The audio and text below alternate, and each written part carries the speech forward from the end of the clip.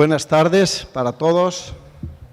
Es un placer estar con ustedes para compartir algunas ideas sobre el tema que es objeto de esta charla en el día de hoy.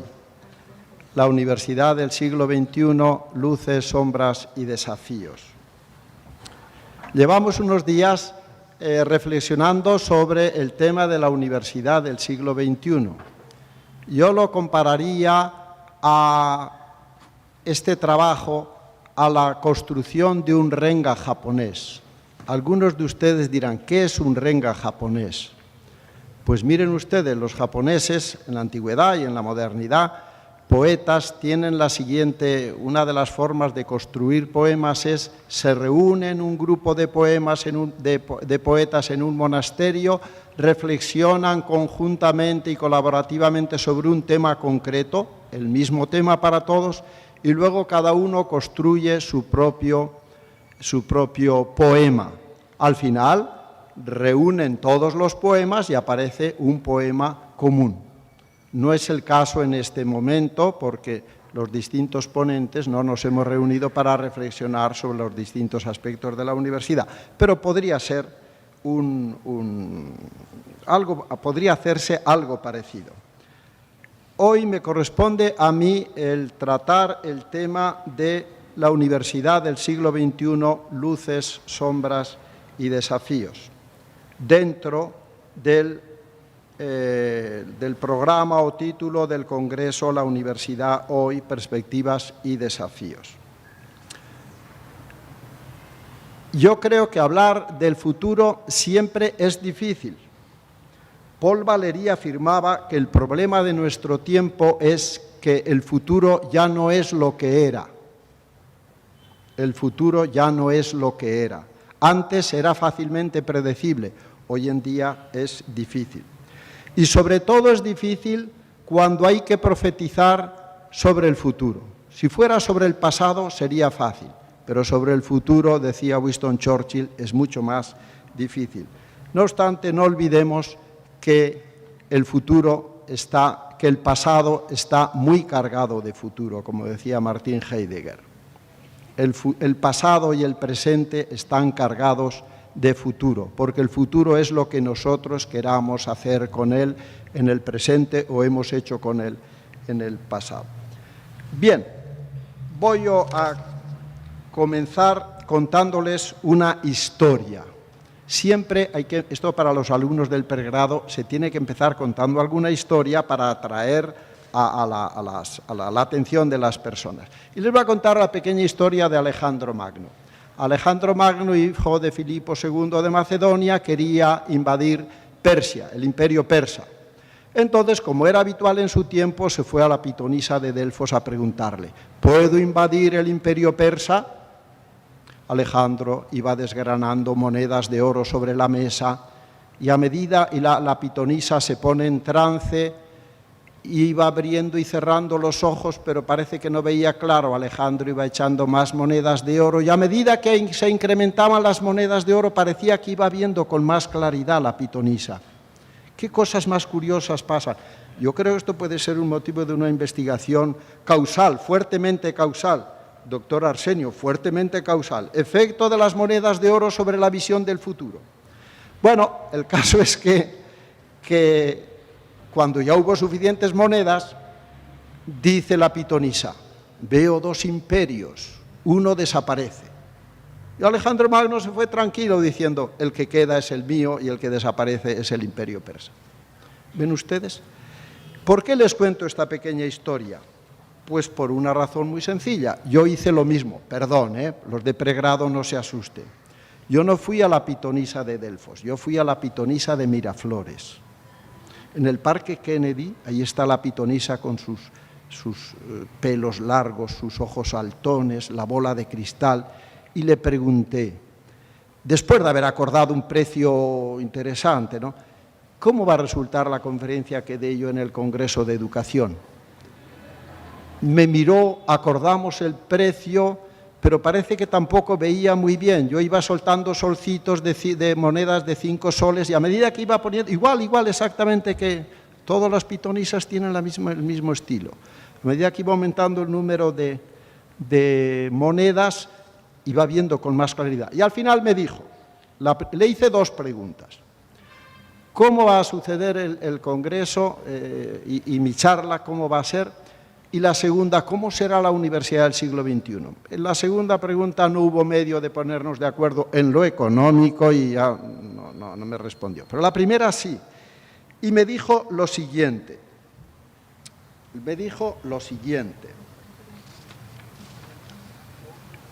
Caracho.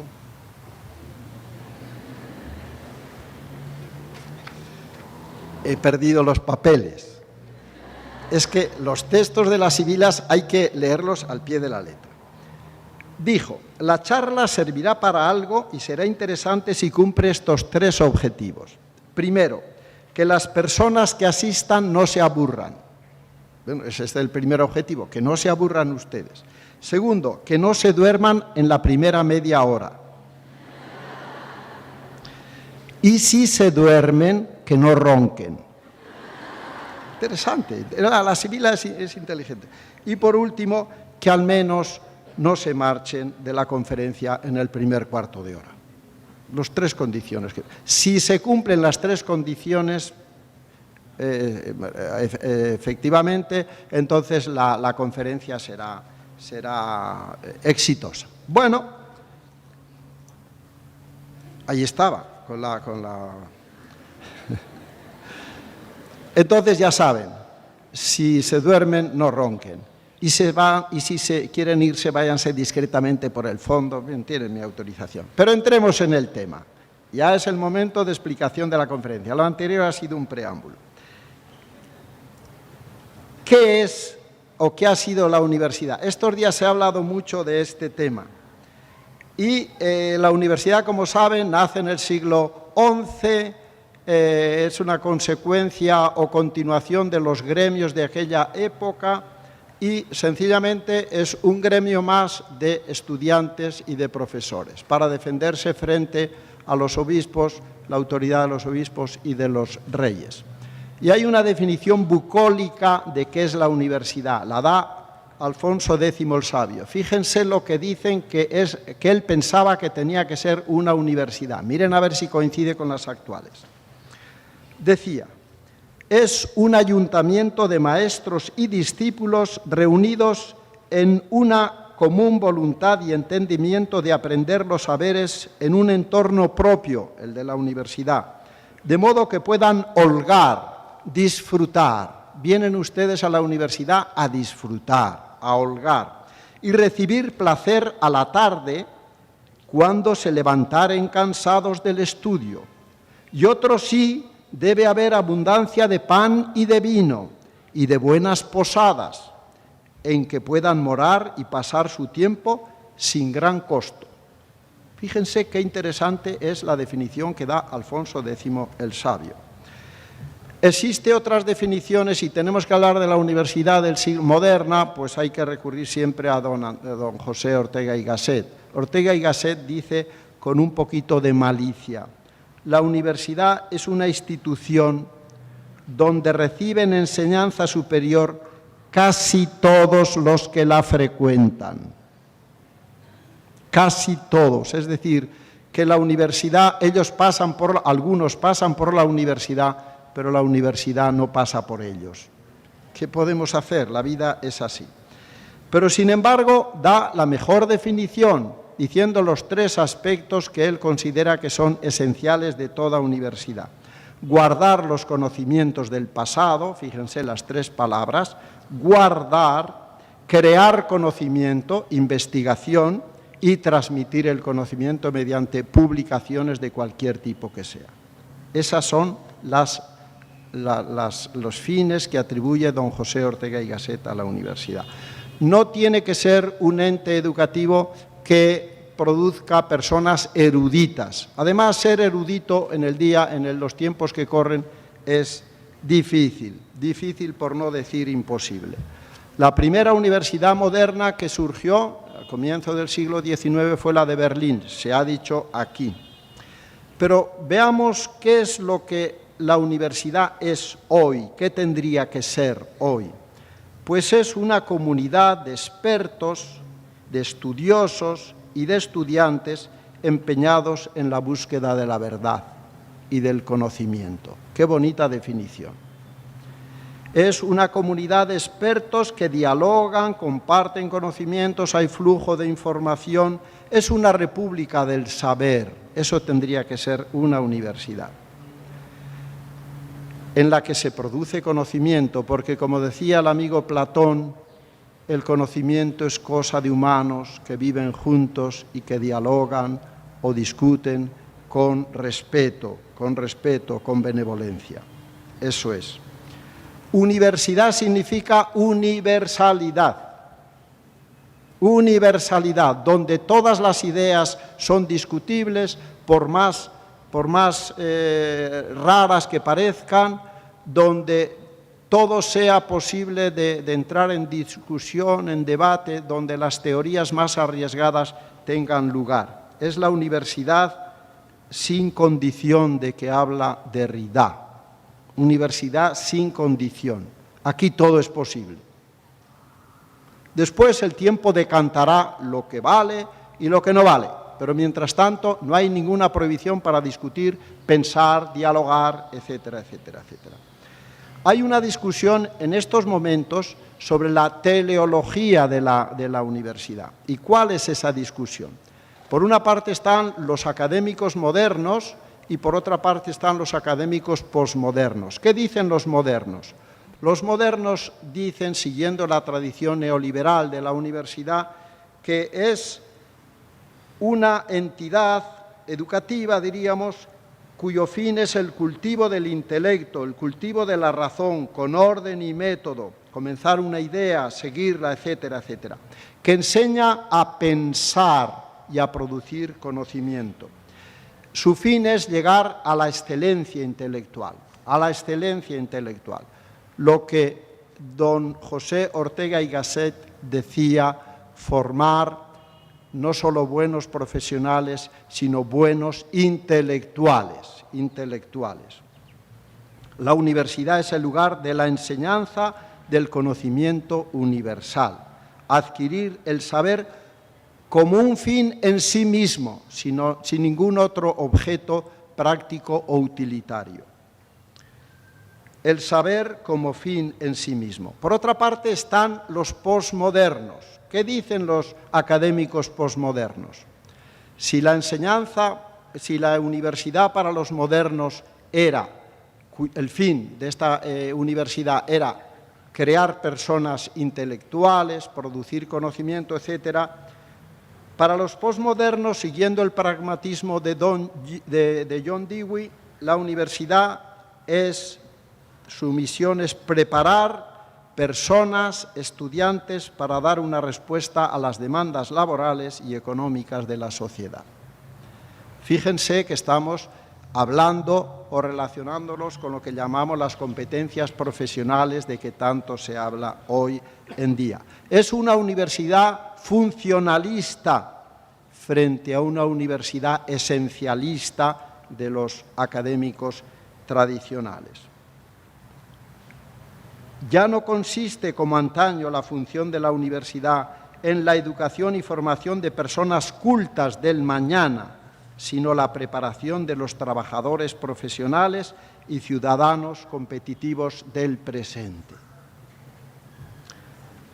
La Unión Europea y el Tratado de Maastricht pone la guinda a estas precisiones. Dice que a la universidad se le pide que sea un instrumento para desarrollar el proyecto político y económico y social y cultural de los países en los cuales se encuentre.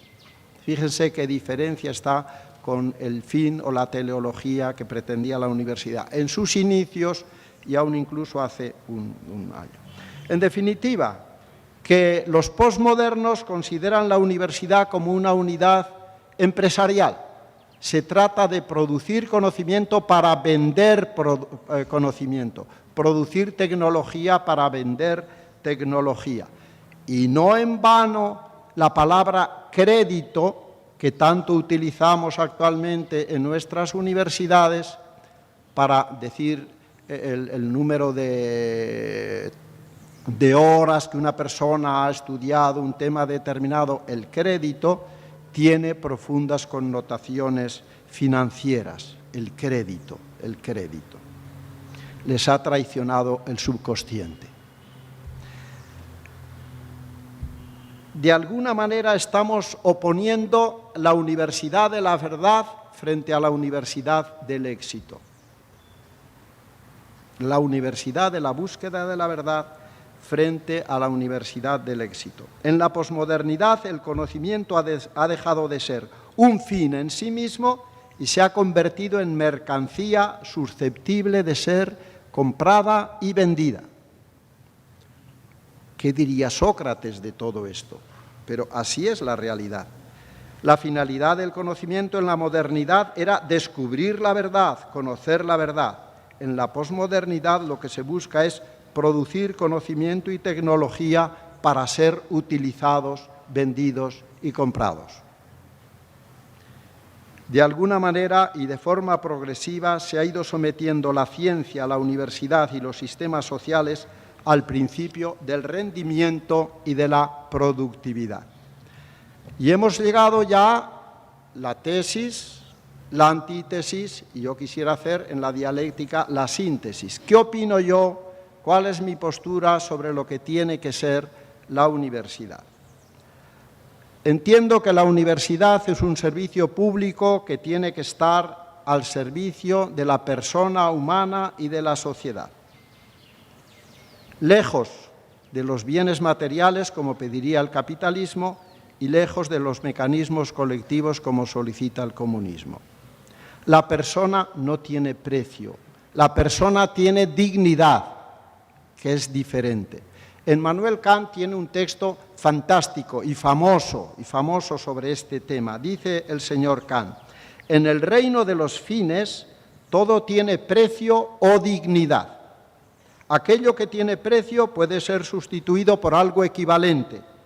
En cambio, aquello que está por encima del precio y no tiene nada equivalente, eso tiene dignidad. Y es la persona humana precisamente. Hay un autor que se llama Jungmann, que es de mediados del siglo pasado, que tiene una frase que a mí me encanta sobre qué es la educación, qué tiene que ser de alguna manera el fin de la educación. El fin de la educación superior, afirma este autor, es introducir al hombre en la realidad total. Ni solamente introducirlo en la realidad física, que es una parte de la totalidad, el positivismo crítico de la Escuela de Viena, etcétera, los que han estudiado esas cosas. Ni tan solo dedicarla al estudio de los fenómenos sociales, la Escuela de Frankfurt, que también trabajaría este tema, sino introducir al hombre en la realidad física, la realidad social, la realidad psicológica y la realidad trascendente o espiritual. Hoy se habla de la inteligencia espiritual. Es decir, el fin de la universidad es liberar al ser humano, hacerlo pasar de la irracionalidad, de la animalidad, a la racionalidad y a la unidad integral como persona humana. Frente a la universidad de la verdad, que se opone a la universidad del éxito, yo pondría a la universidad de la solidaridad. Es decir, la universidad al servicio del hombre y de la sociedad. Bueno, podemos continuar. Papel que la universidad tiene o debe de tener en la sociedad de hoy. Las escuelas de un país, se ha dicho, son su futuro en miniatura. Lo que la escuela es hoy será la sociedad del mañana. El futuro de mi país está en mi aula de clase, sea universitaria o no lo sea. ¿Cuál es entonces el papel de la universidad? En primer lugar, formar personas. Ya lo hemos dicho, introducir al hombre en la realidad total. Ser promotora de conocimiento y de desarrollo social. Contribuir al desarrollo sostenible, producir conocimientos. Antiguamente los conocimientos se producían hace siglos en la biblioteca y poco más. Después se produjeron en el laboratorio, después se produjeron en la naturaleza. El objetivo es hacer o realizar investigaciones para descubrir, conocer la verdad de forma interdisciplinaria, transdisciplinaria, diría yo, y producir un flujo de estos conocimientos que se puede transmitir en redes para que todos puedan apreciar y valorar lo que se ha descubierto. También se le pide a la universidad que sea emprendedora, que tenga la llamada cultura de la emancipación, anticipación, asumir responsabilidad social,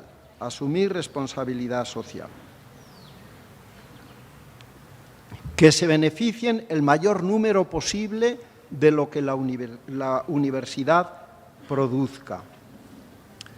Ni la universidad al servicio de la empresa solamente, como quiere el Fondo Monetario o el Banco Mundial, ni solo la universidad al servicio de la sociedad, como quiere la UNESCO, pero siempre al servicio de la persona, resolviendo los problemas que puedan aparecer en la sociedad lo mejor posible. ¿Y qué tiene que hacer la universidad? Salvaguardar su independencia. La universidad es la República de la Libertad. Es la universidad sin condición, de que hemos hablado anteriormente. Es decir, independiente frente a los gobiernos, frente a las instituciones económicas, frente a las ideologías, frente a las presiones sociales que pretenden manipularlas. La independencia.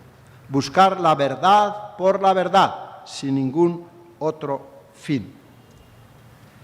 ¿Cumple este rol la universidad de hoy? Vivimos, como ya se ha dicho aquí, tiempos nuevos en continua mutación. Todo ha cambiado y continuará cambiando. Tenemos el peligro de educar en la universidad o en la escuela o en la educación básica regular para un mundo que ya no existe, que existió hace unos poquitos años, pero que actualmente ya no existe. También, evidentemente, nosotros tenemos que cambiar en nuestra manera de pensar, de actuar, de prepararnos para dar una educación y preparar personas para un mundo distinto del que vivimos nosotros. Se ha llamado al siglo XXI y final del siglo XX el siglo de la velocidad. La sociedad en la que nos toca vivir es como un barco que va a toda vela, va a todo rumbo, pero que no tiene destino. Nunca hemos ido tan deprisa a ninguna parte. Ese es el gran problema de nuestra sociedad. Vamos a toda velocidad sin saber a dónde vamos. Porque lo predecible del futuro, lo único que podemos predecir es que es impredecible. Y evidentemente, el modelo educativo, el modelo curricular de que tantas veces hemos hablado y no queremos insistir en este momento, tendrá que cambiar nuestra manera de trabajar en clase, nuestra manera, los procesos de enseñanza, aprendizaje, etcétera, etcétera, etcétera. Eso todo, de todos es conocido. Es necesario modelar situaciones en las que el estudiante va a enfrentar situaciones parecidas a las que enfrentará en su vida profesional. Ponerlo incluso en estas mismas situaciones. Quiero confesarles algo. Me ha llamado la atención el grupo de estudiantes, de alumnos de la universidad que se ha ofrecido para colaborar en este congreso. Yo los he visto cada uno en su trabajo, unos trabajos más destacados, otros más humildes, más sencillos, cada uno haciendo lo que tiene que hacer. Han desarrollado una serie de habilidades, de competencias que no se desarrollan en el aula. Atención, anticiparse a los problemas que pueden aparecer, asumir la frustración, no me dieron el papel principal que puedo hacer, colaborar desinteresadamente, etcétera, etcétera, etcétera. Esto es enseñar en situaciones concretas de aprendizaje. No en el aula, que es una situación artificial, sino en la vida real. Ahí es donde podemos aprender y ahí es donde están aprendiendo. Pero sí que les diría que la universidad tiene que tener un tipo de aprendizaje, un tipo de enseñanza y aprendizaje que sea significativo, no el memorismo por el memorismo. No vamos a hablar de la significatividad, todo el mundo lo conoce. Un tipo de aprendizaje que sea funcional, que seamos capaces de aplicar la teoría aprendida en la práctica de cada día en situaciones problemáticas parecidas. En definitiva, un aprendizaje basado en las experiencias. Jacques Delors dice un texto que a mí me llama la atención y que me da pie a hacer un comentario sobre esto mismo. Dice este autor: ya no basta con que cada individuo acumule al comienzo de su vida una reserva de conocimientos a la que podrá recurrir después sin límites. Sobre todo, debe estar en condiciones de aprovechar y utilizar durante toda la vida cada oportunidad que se le presente para actualizar, profundizar y enriquecer ese primer saber y adaptarse a un mundo en permanente cambio. Está diciendo, ya no nos sirve en la sociedad de hoy el síndrome del camello. ¿Qué hacen los camellos? ¿Qué hacen los conductores de camellos cuando van a comenzar una larga travesía de un mes por el desierto donde no van a encontrar agua? Ponen los camellos durante un día en un lugar donde pueden beber mucha agua, toda la que quieren, acumulan esa agua en su joroba y así van sacándola después a medida que van teniendo necesidad.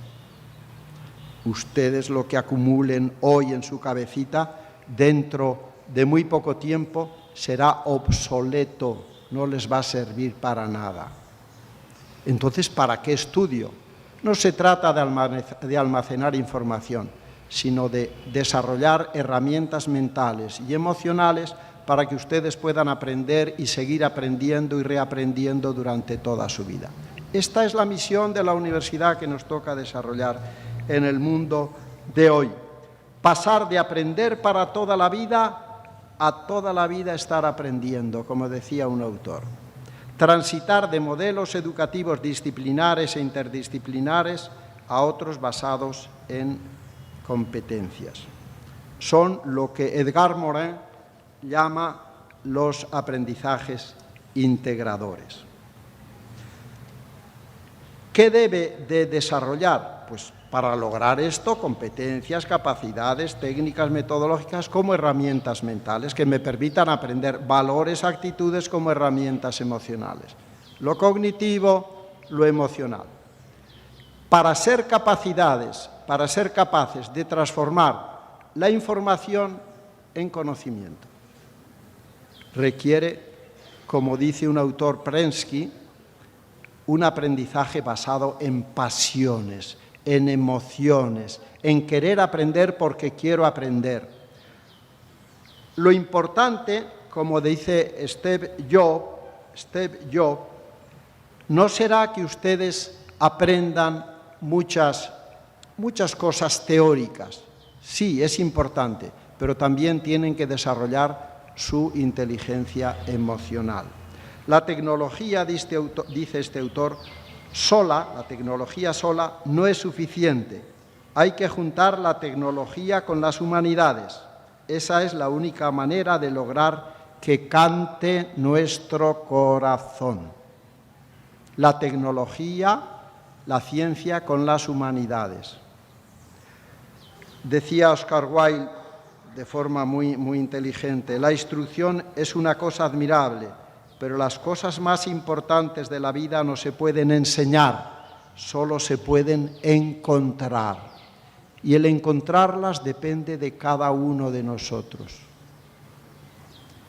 Hace unos 2 o 3 días decía el doctor Joaquín Clotet esta frase de Steve Jobs: daría toda la tecnología de que dispongo por pasar una tarde con Sócrates.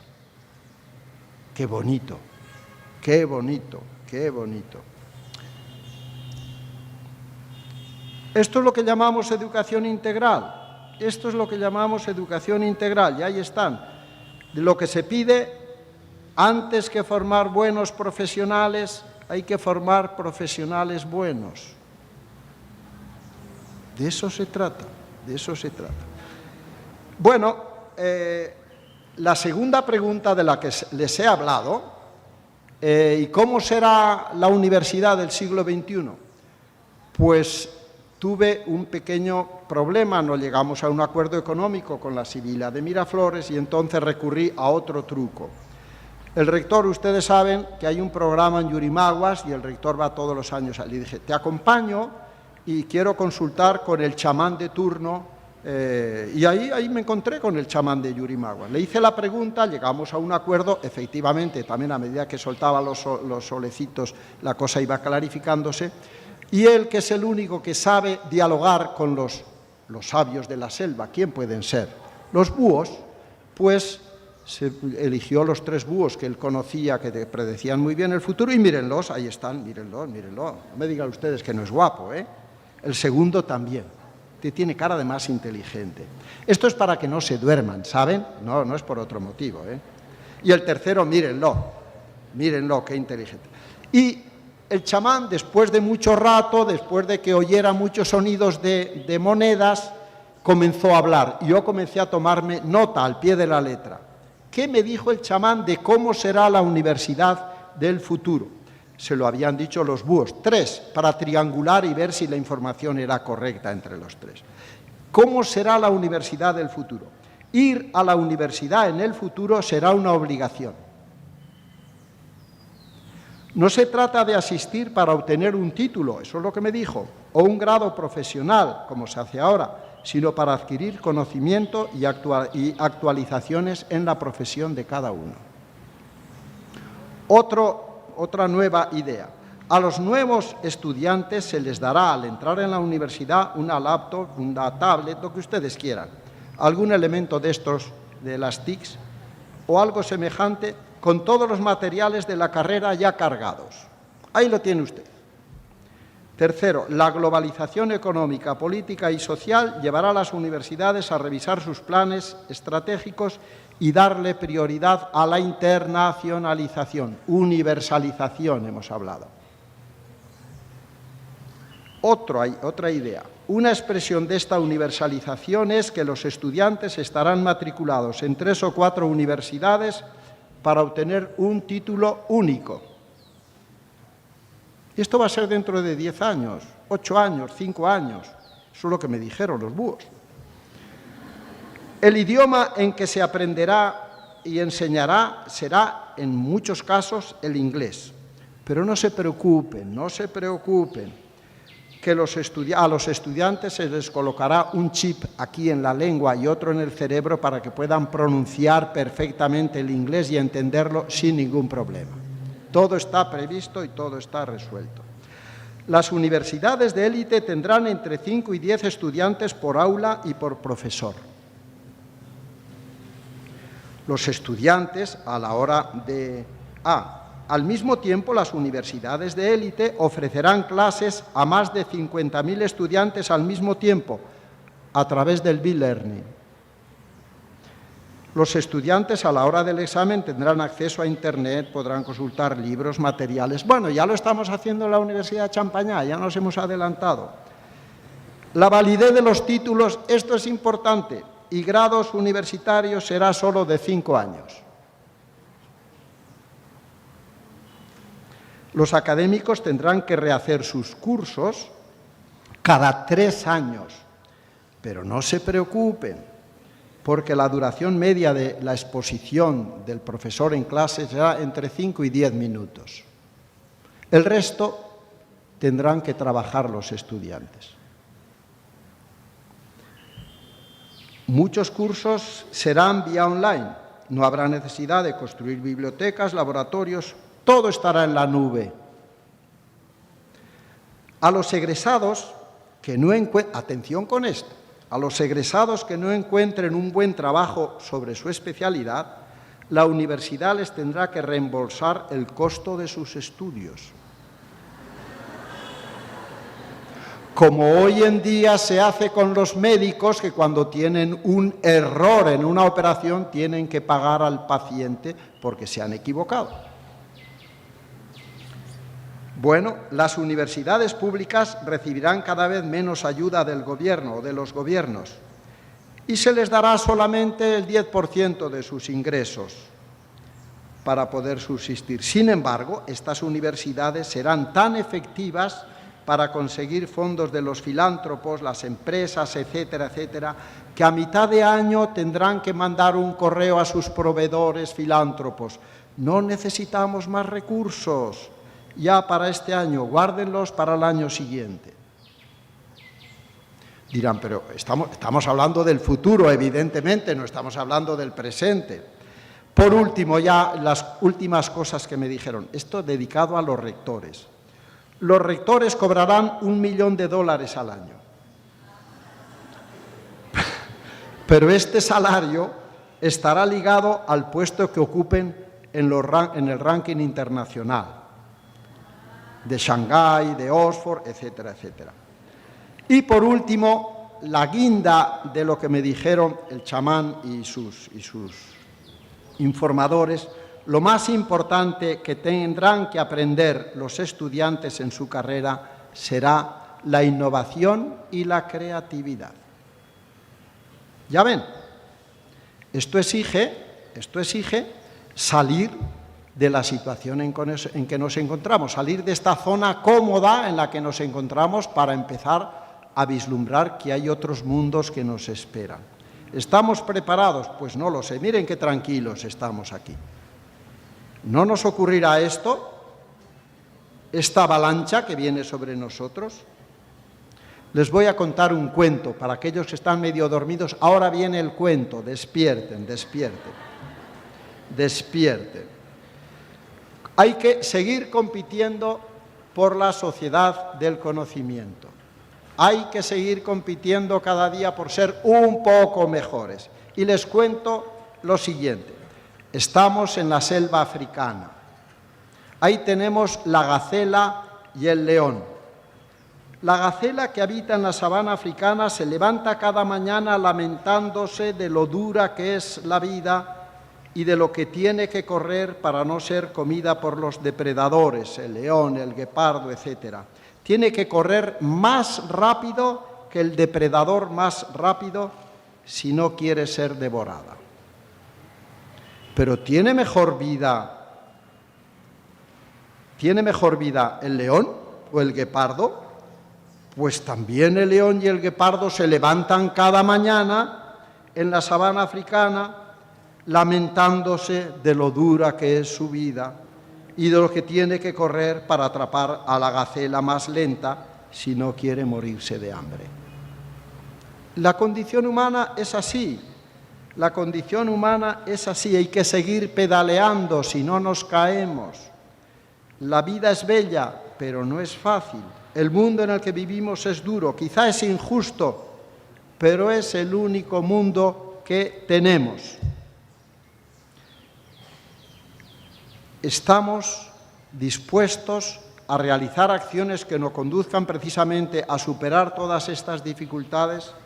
Pues bueno, eso depende de nosotros. Yo quisiera insistir en un aspecto importante, la importancia del capital humano que existe en las instituciones, en las sociedades, en los estados.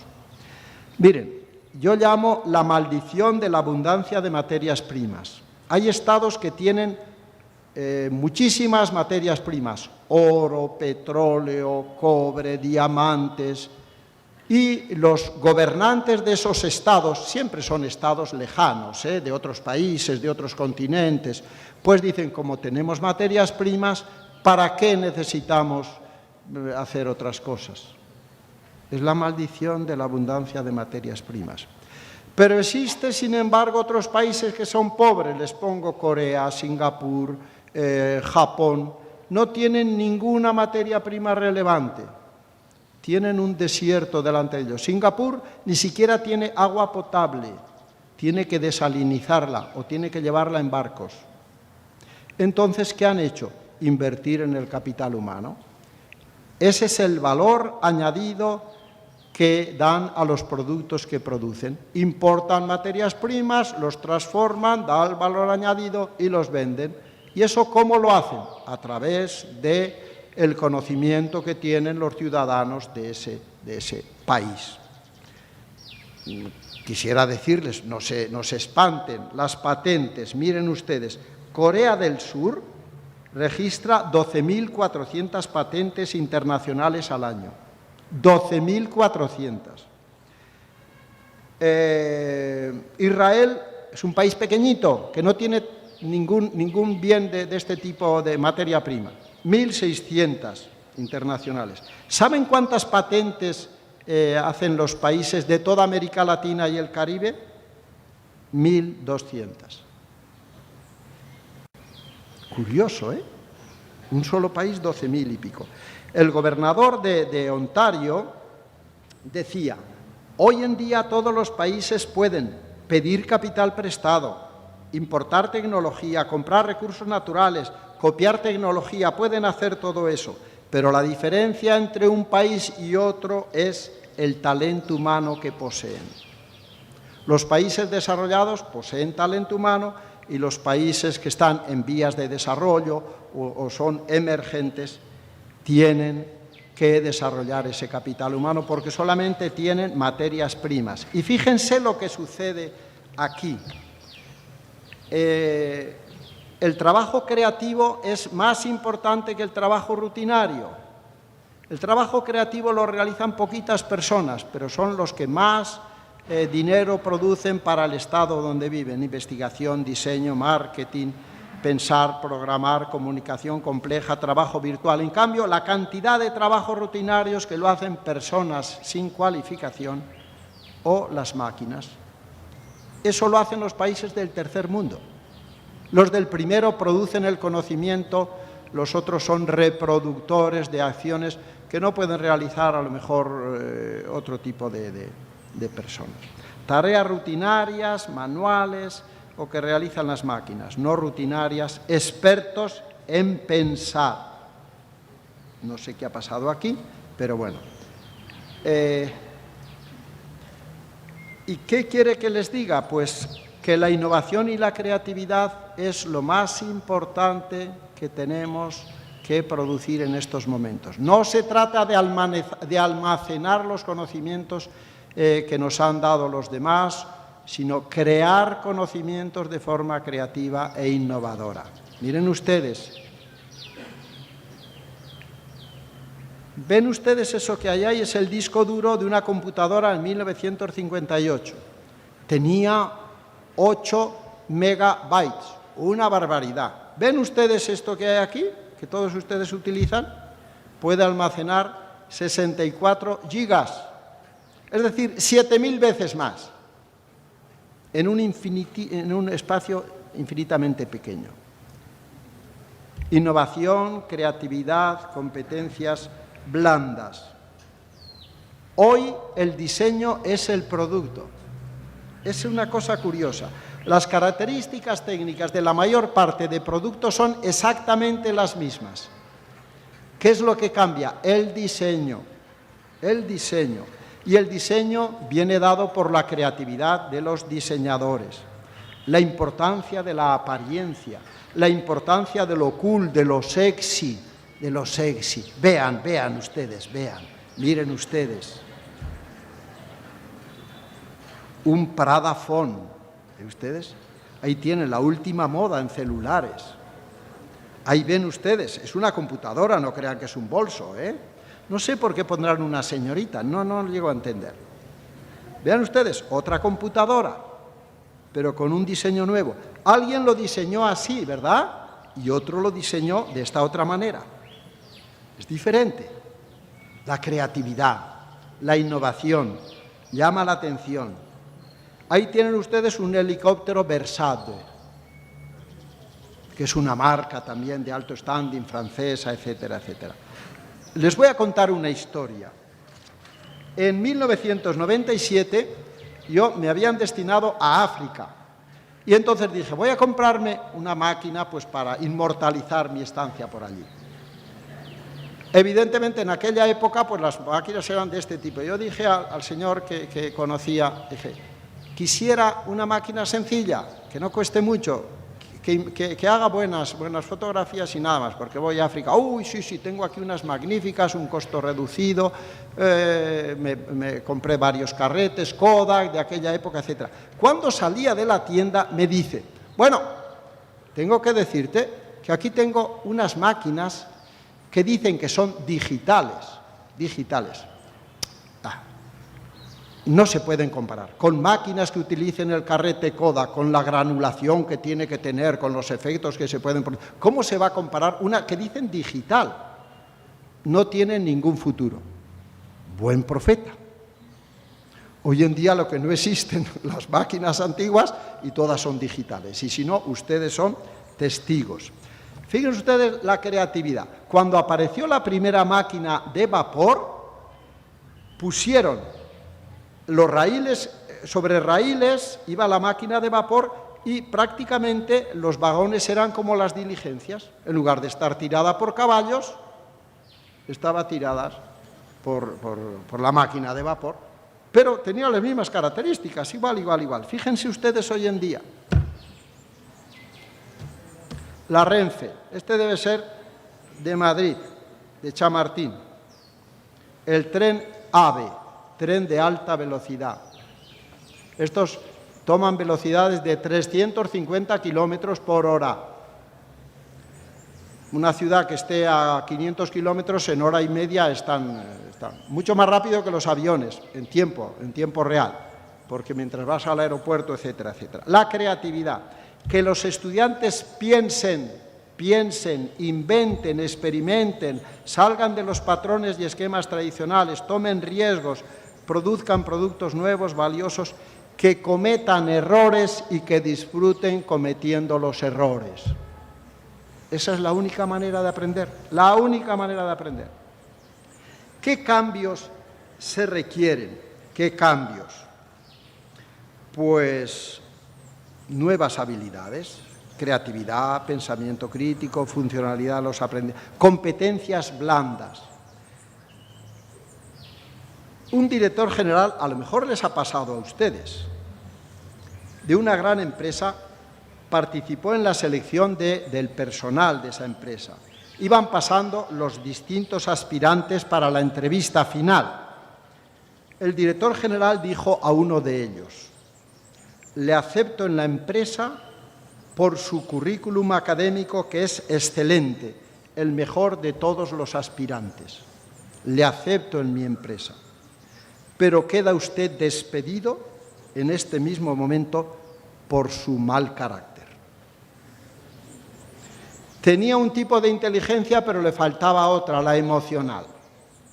¿Ven ustedes la importancia de las competencias blandas, sistémicas, interpersonales?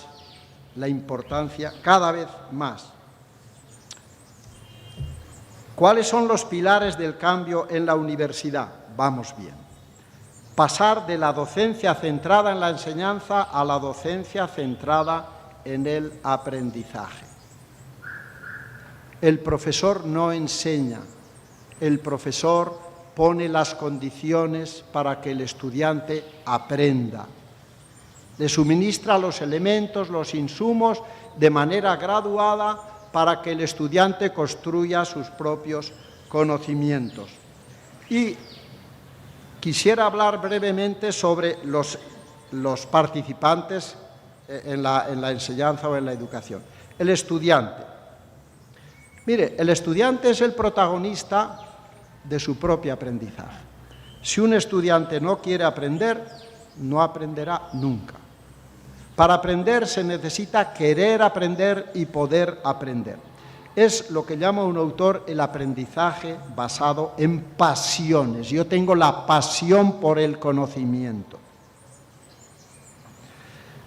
Cultivar la cultura del esfuerzo, del trabajo constante.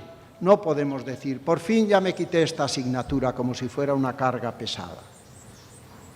Eso en otros países hay estudiantes que lo dicen. En la Universidad Champagnat no lo he oído nunca. ¿Me dan la razón, no? Jovencitos, muy bien. Lo que queremos es ver al estudiante corriendo tras el conocimiento, no al conocimiento corriendo tras el estudiante.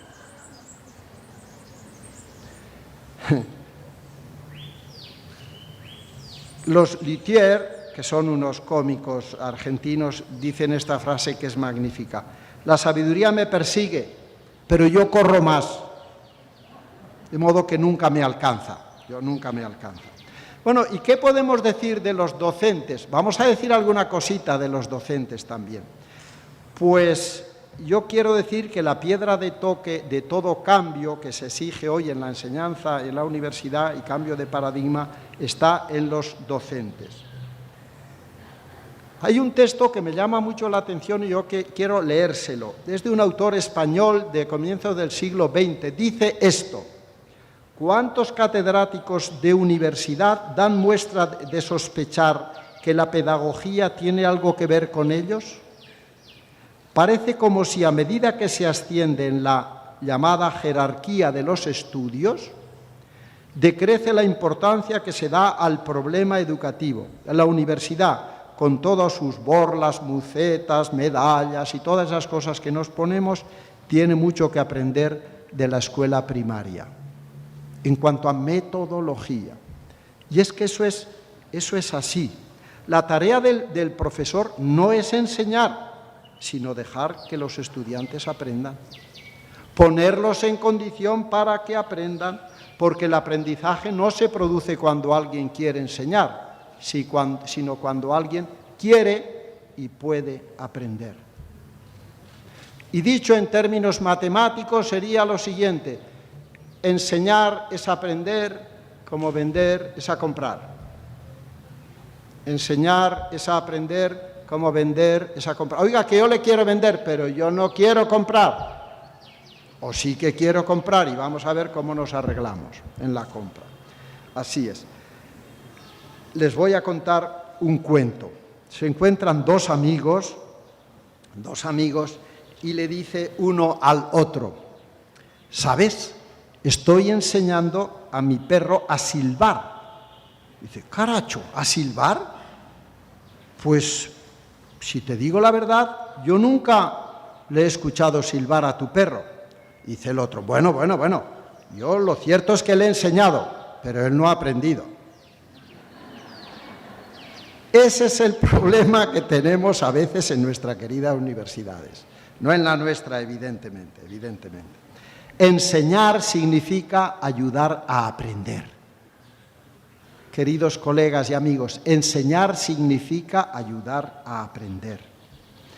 Hoy se habla de que los profesores son profesionales de algo, de su materia.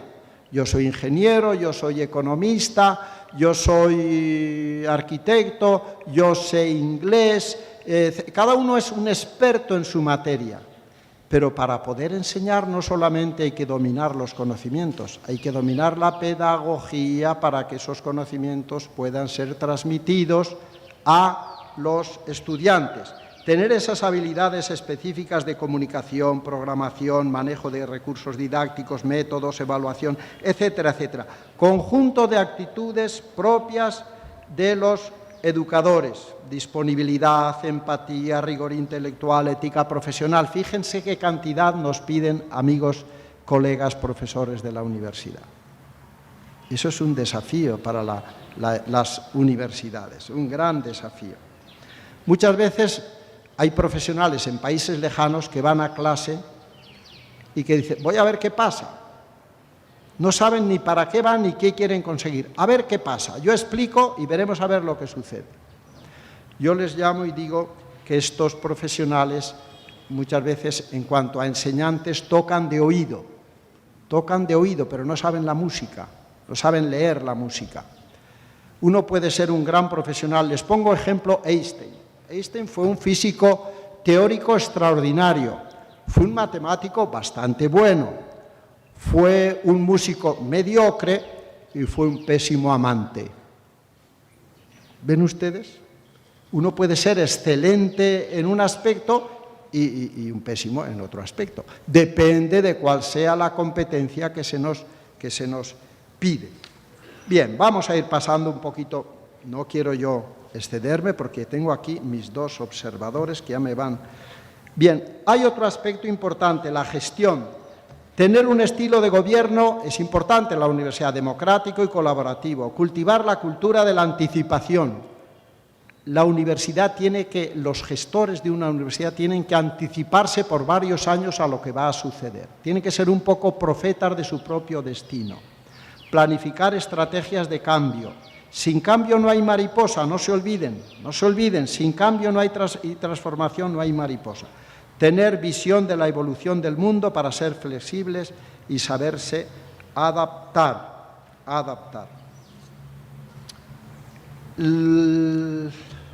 Manejar recursos de forma responsable, seleccionar y contratar los mejores profesores, desarrollo de metacompetencias de directivos en la universidad. Yo les quiero hablar de una situación que estamos viviendo, es la revolución del más. Hoy hay masificación, hay más de todo. Hay más cultura, hay más personas en las ciudades, hay más productos en el mercado, hay más partidos políticos, hay más armas, hay más asesinatos, hay más de todo. Hoy tenemos más de todo. Es la revolución del más. La revolución de la mundialización o internacionalización, que implica colaboración entre las universidades. Y una revolución de la mentalidad, diversificación de ideas, de culturas, de personas que asisten a la universidad, etcétera. Producto de la masificación es la diversificación. A la universidad se le van a pedir más cosas que antes eran impredecibles. Diversificación de programas, profesionales diversificados, conocimientos innovadores, fuentes de ingreso diversa, horarios, tipos de curso, lugares, forma de impartir diversas, etcétera. Esto está ya dándose y cada vez va a tener mayor importancia. El tamaño de una universidad ya no significa fuerza. La burocracia ya no significa control. Y los títulos ya no significan autoridad. Los títulos ya no significan autoridad. Antiguamente se decía, el pez grande se come al chico. Hoy se dice en marketing, el pez rápido se come al lento. Y es así. Una universidad pequeña que sea capaz de flexibilizar, de adaptarse a los cambios rápidamente, tiene muchas más probabilidades de subsistir que no una gran universidad que tenga dificultad en cambiar su rumbo, como el Titanic, tarde o temprano se estrellará contra el iceberg, porque no ha cambiado a tiempo su rumbo. Eso es así. Debe de adaptarse entonces, desafíos, adaptarse a los cambios, globalización, sociedad del conocimiento, tecnologías, etcétera. Les cuento un cuento. Hace muchos años hubo un congreso de dinosaurios. ¿Saben lo que son los dinosaurios? Sí. Al comenzar la crisis del cambio climático, se reunieron viendo que tenían dificultades de adaptación.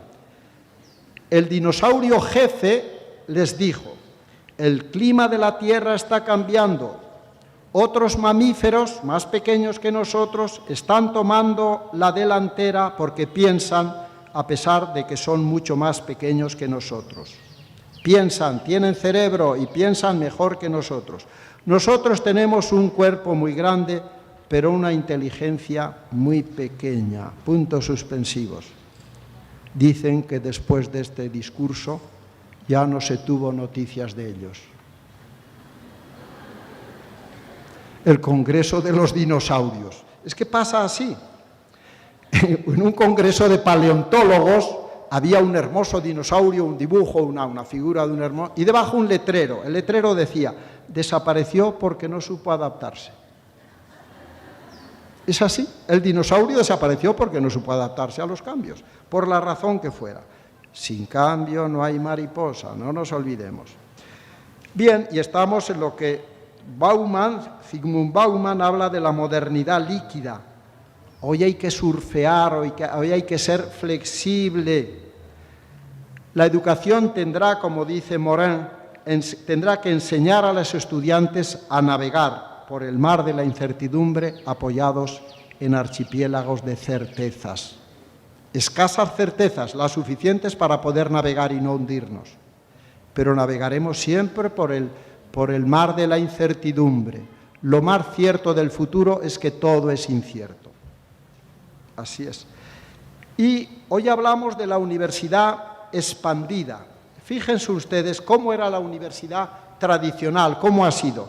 Educación secundaria, pasaban al pregrado, después venía la maestría y después venía el doctor, y no hay más. Y cada uno tenía sus momentos y sus tiempos. ¿Qué es lo que pasa ahora? Ahora tenemos que la universidad está diseñada en forma de estrella, los estudios en estrella.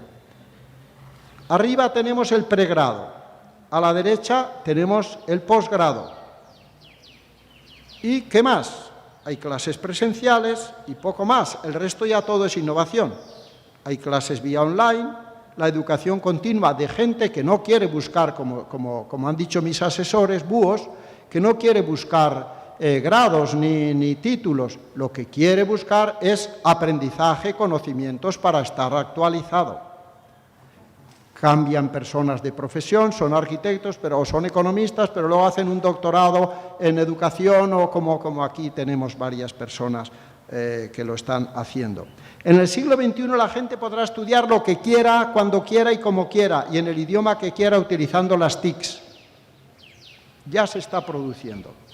Queremos ofrecer a los estudiantes de nuestra universidad no la mejor universidad, sino los mejores profesores de cada asignatura del mundo, decía el rector de la Universidad de Singapur.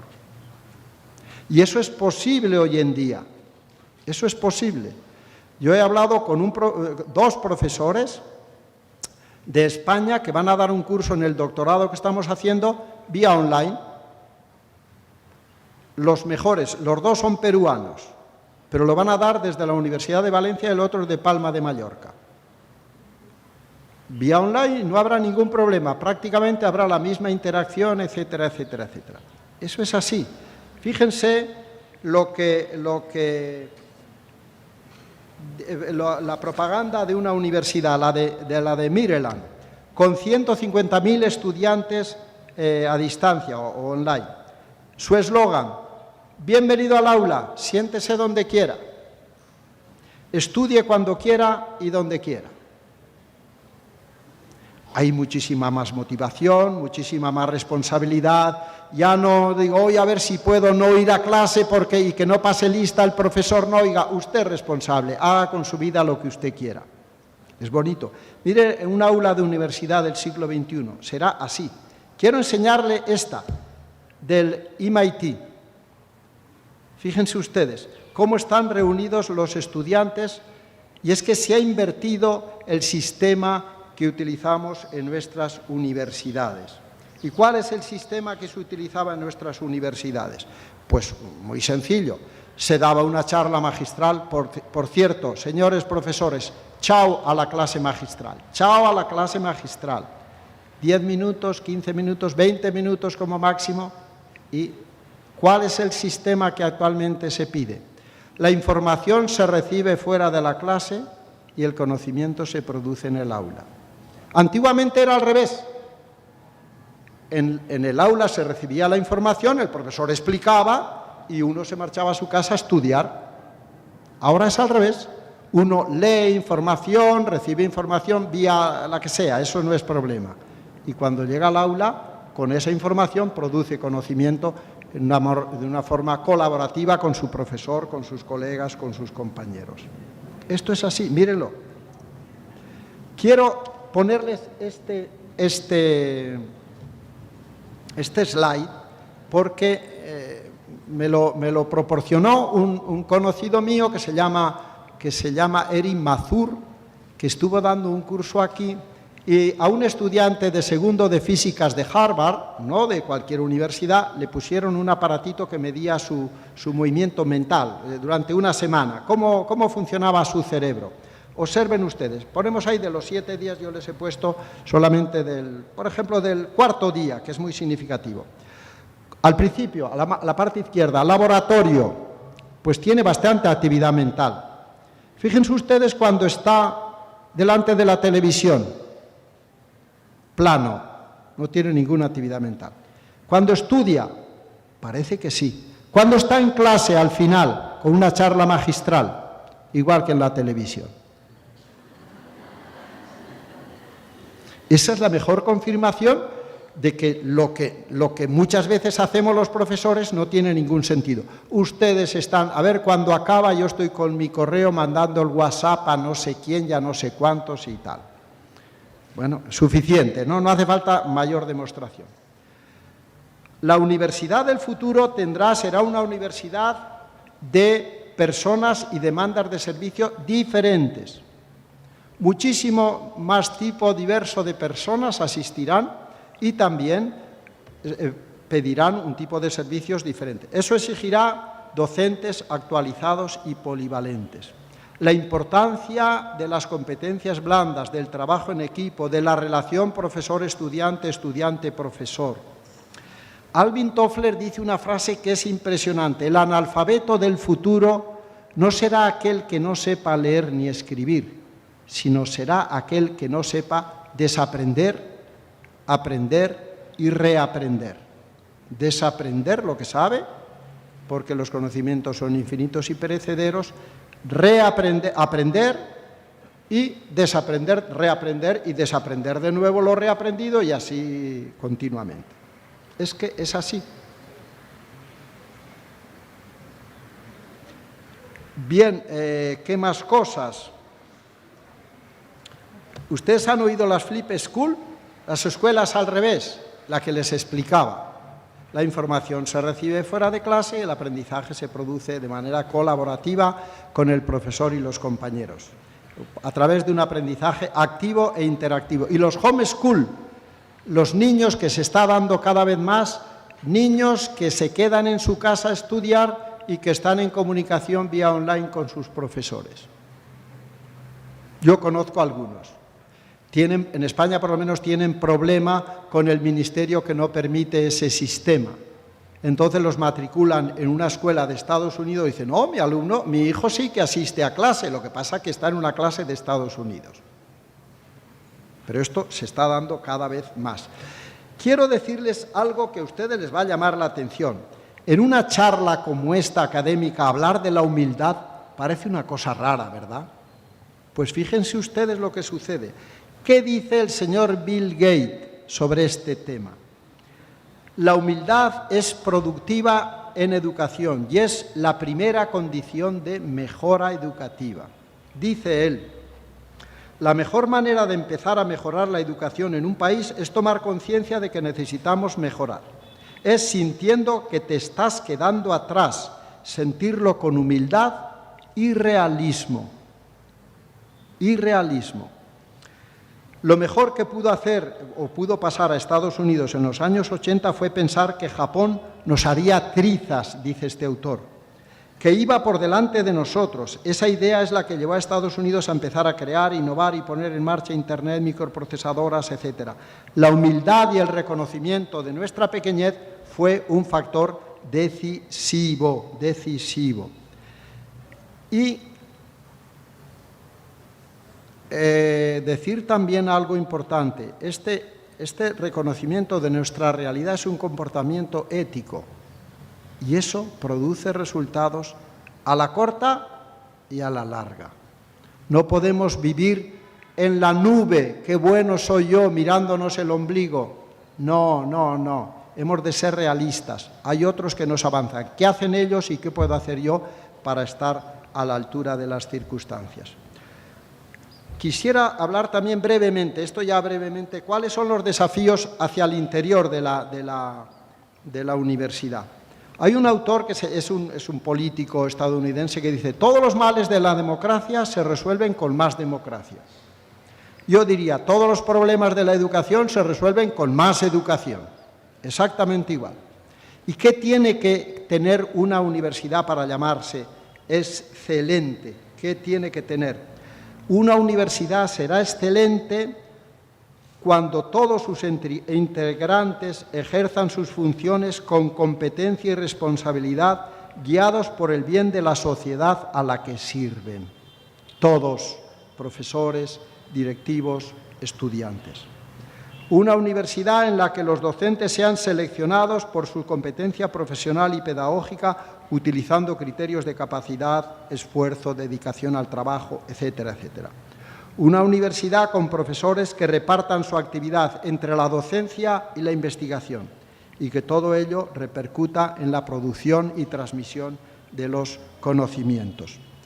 Para eso se necesita solamente una condición: tener ambición y pasión en cada uno de nosotros, nada más. Una universidad de excelencia enseñará a pensar, a hacer y a sentir a sus estudiantes. Aprender a pensar para aprender a aprender es la fórmula mágica que yo suelo utilizar frecuentemente. Desarrollar la cultura de la creatividad, del pensamiento crítico, de la innovación. Decía Lemaitre, ¿ustedes saben quién es Lemaitre? Bueno, si no era un padre jesuita y fue el que propuso la idea del Big Bang, el primero, un jesuita que propone, desafiando la doctrina de la Iglesia, la teoría del Big Bang, el origen del mundo, y que parece ser que está confirmada. Pues decía este autor, que era un gran matemático y físico, decía: mi mejor estudiante es el que no está de acuerdo con mis explicaciones. Pensamiento crítico. El que discute, por lo menos piensa. Y don José Ortega y Gasset decía a sus estudiantes: duden de todo lo que yo les diga. Siempre que enseñen, enseñen a la vez a dudar de lo que enseñan.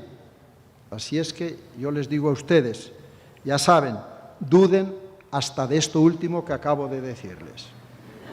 Duden. Formación integral de la persona. Fíjense, hay un autor que se llama Juan Enrico Pestalozzi que dice que la educación tiene un triple proceso que tendría que tener. Ayudar al alumno a pasar de la cabeza al corazón y del corazón a las manos. Fíjense qué bonito. De la cabeza a lo cognitivo, a lo emocional, a la inteligencia emocional, y de la inteligencia emocional y cognitiva a lo factual, a saber realizar, aplicar aquello que hemos pensado o que hemos sentido. Y Javier Zubiri, un filósofo discípulo de Ortega, decía que la finalidad de la educación es desarrollar inteligencias sintientes y corazones inteligentes. Lo que el poeta Sánchez Chocano decía: enseñar a comprender lo comprensible y a sentir lo incomprensible. En definitiva, necesitamos formar jóvenes capaces de creer y de crear. Creer y crear. Innovadores y con sentido trascendentes. ¿Y para qué? Parece un poco cursi hablar de todas estas cosas. Pues para tener una biografía feliz y ser útiles en la sociedad. Nada más, nada más. Si conseguimos esto, haremos que la educación universitaria sea realmente una educación superior. Si no, lo dudo. Y no son ideas ni de Champagnat, ni de Juan Bosco, etcétera, etcétera. No, son ideas que me parece que en estos momentos tienen más vigencia que nunca. A la universidad actual, dice un autor, lo que le sobra es organización y lo que le falta es vida. Y añade, buena parte de la auténtica reforma de la universidad consiste en su desburocratización y desmercantilización. Y quisiera casi estar pasando... Ya hemos dicho que uno de los fines de la universidad es introducir al hombre en la realidad total. Es verdad, es pasar del conocimiento, que ya es importante, a la sabiduría. La universidad es ciencia que busca sabiduría. Luego, toda vida académica es un caminar hacia la sabiduría. Es una gran verdad. En los estudiantes, ¿qué tendríamos que hacer? Pues algo muy sencillo. Ayudarles a pasar de los datos, metabolizar los datos, la información, y con ellos producir conocimiento. Y si es posible, sabiduría. Pero oigan, señores estudiantes de pregrado, no quieran ser sabios a los 20, 25 años. Ya lo dice el poeta, porque si eres joven no eres sabio, que hay que dar el tiempo al tiempo para aprender la lección. Y es que eso es así.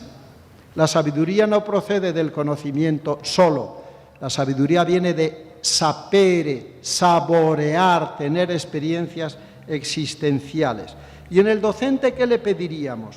Ser un excelente profesional, ser un excelente académico, docente, pedagogo, para llegar a ser maestro. Y aquí se introduce en el tema de los maestros, los maestros. Alguien ha dicho que el futuro de una nación depende mucho más de los maestros que de los ministros.